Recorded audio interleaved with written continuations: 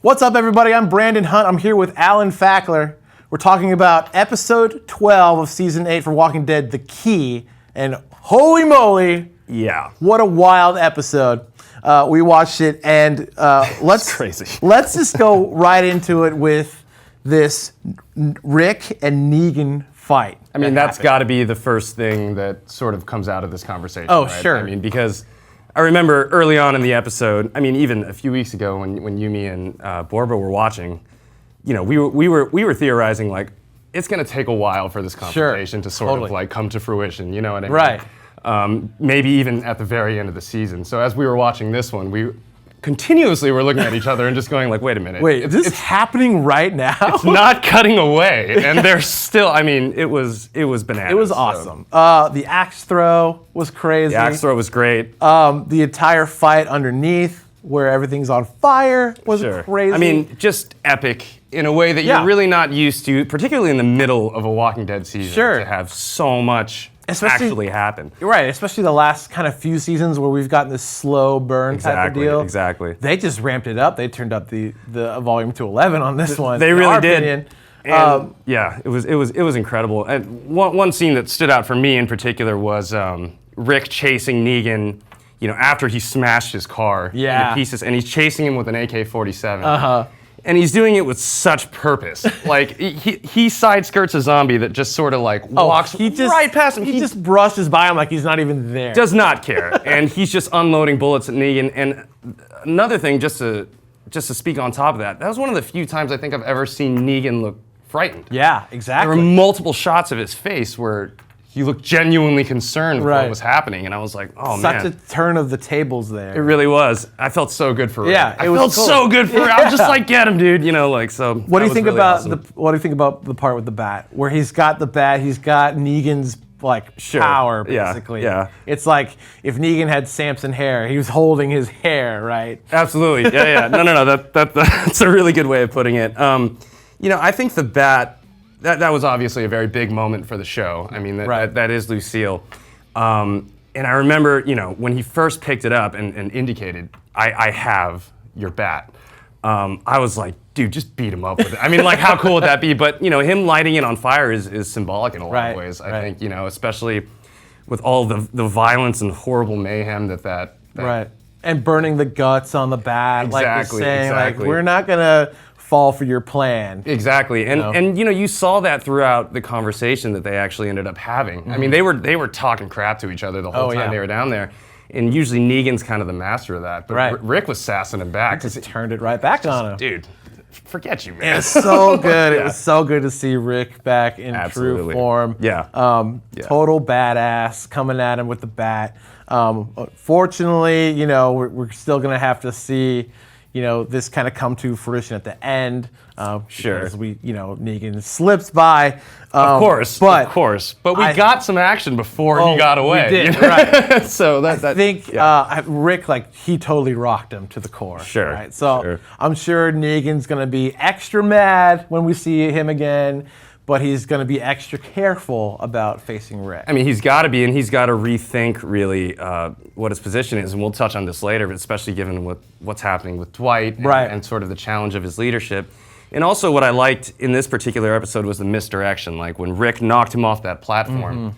It's such a cliched thing to have the villain fall into the mist and then sort of disappear when the hero gets down there. And that's what I thought was going to happen. I was like, oh, he knocked him into the mist, so that's it. And then we cut away to commercial, we cut back, it's still on it, and it just kept going. Right.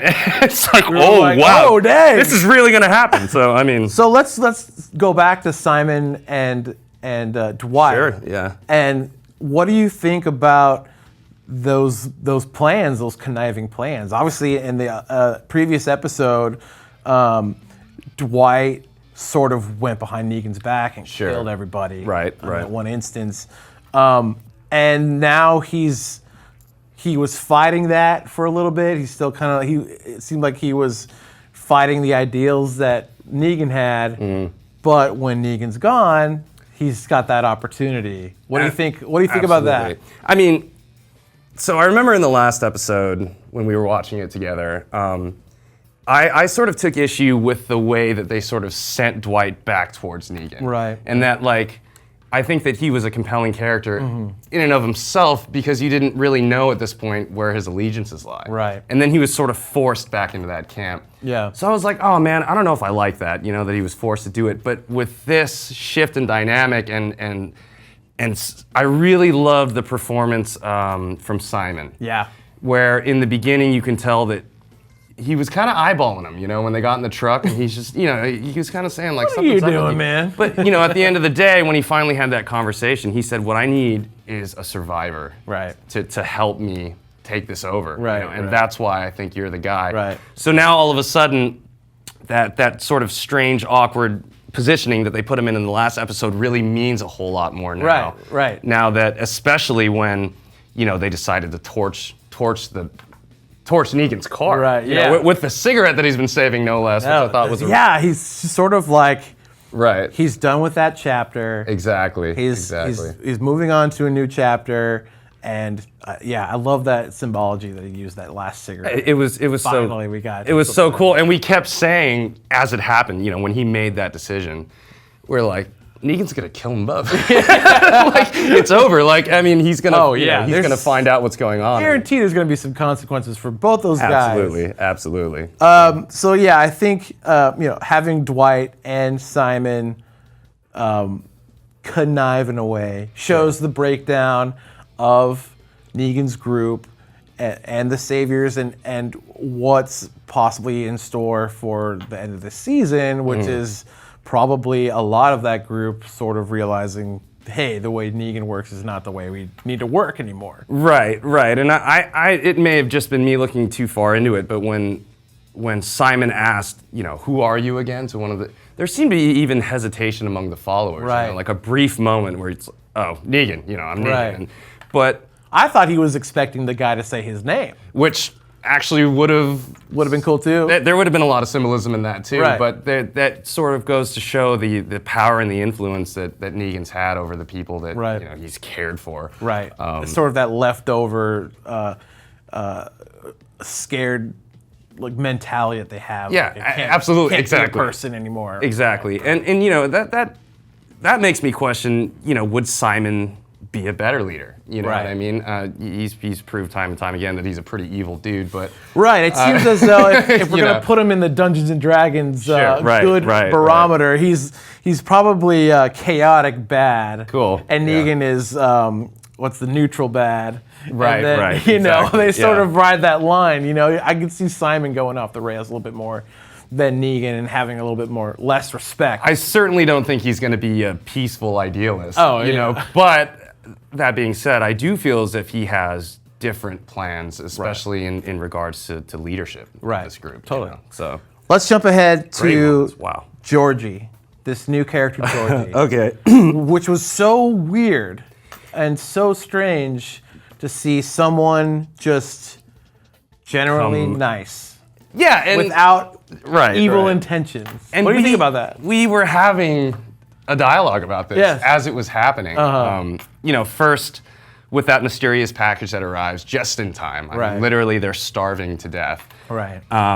And you were guessing. I forgot who you said, but we were all guessing like, who is that from? And I was like, it's Negan. I just think he's evil, and he's doing something really, really evil. Right. But what it turned out to be, like you said, was fascinating. And I think when The Walking Dead plays with sort of ambiguous characters, like she is certainly very friendly, and her weird assistants with their weird language, they seem okay too. But everybody in the show has an underlying motive, and it'll be interesting to see what hers is. But that being said, it was just interesting. Like I've never been so struck with curiosity during it. Right. It's so weird to just see someone who's absolutely kind the way that she was. Right. And just I want to help. I want to help. I understand. Like, you're like, why? What's the deal? Yeah, exactly. Why are you so nice? But it's cool. I think it's such a different thing to see on the show because we've seen so many people with just evil, awful ulterior motives. Yeah. You know what I mean? That we never get to see someone like Georgie just be, not, I don't want to say she's pure because she's probably lived in the world a long time, but she just understands that, hey, I can be nice and helpful too, and be strong and so be far, right? Right, That's an right. important distinction. But I mean, so I do want to point out that Georgie is a character in the Walking Dead comics. However, it was a male character in the Negan spinoff. Here Comes Negan, I think it's what it's called. Okay. Which I'm not too familiar with, but from our what we've assessed, we don't think it seems like it's not the same character. So we'll see how that plays out. Yeah. I think that's interesting that they if they did decide to just change the gender, that's cool. That's awesome. Sure. And we know after all these years that, you know, the comics serve for the show more as a framework than they do as an actual direct inspiration, you know? Right. So totally. Maybe it is an entirely different character with the same name. Although Georgie, for a female character, I mean, maybe it was a nod to the comics, but again, it's really hard to determine who exactly she is because I don't think we've ever seen a character like that, period, on the show. I'm curious to see like what you know, how deep her intentions strive for. I'm curious to see if they change in any way from being true and pure-ish to what they were presented as in this episode. I'm gonna guess that she might be a strong character, a hard character to contend with because she obviously has her guards to protect her, and she obviously knows how to barter and how to trade and how to deal. Right. So if she survived this long with Negan in perimeter, like, okay, how tough is Georgie? Yeah, so what really sort of threw me off about the twins were a few things. Number one, you know, it is a known comic trope to have like sort of henchmen twins who are very strange, and they very much fit the bill. I was immediately thinking of Frank Miller's That Yellow Bastard, you know? Totally. Where they had these very strange henchmen who could or could not be disposable in the comic they were. Right. But who sort of spoke a weird language, looked very similar, and it was just a red flag that they're sort of hanging in the back, saying weird stuff. Maybe there's something weird going on with them that she's got to keep them under control or something like that. I guess at the end of the day, I just can't accept the fact that somebody's trying to do something nice. It just doesn't sit with me. You know? Like I'm just like that can't be right. So. I agree with you. I feel like, you know, it doesn't make a good dramatic show if there's not some sort of alternative, or ultimatum or alternate plan. But I think it would just be really nice if there was just someone who was just, it would be very nice. Really nice. I absolutely agree with you. Anyways, I think that's about it. I'm really excited to see the next episode. Absolutely. Hopefully we have the momentum going for the next episode. We only have 4 left of the season. And that's true, and I hope so too. Yeah. But knowing the show the way I do and we'll see. We'll see about that. I mean, it might be time to explore Morgan some more and his blindness and you know everything that's going on that end. But we didn't even expect to see Rick or really any of this come to fruition. So we'll see what happens. We will see, but tell us what you guys think of the episode. We certainly liked it, and we think it was a good change of pace. For everything else Walking Dead, you're in the right place. IGN.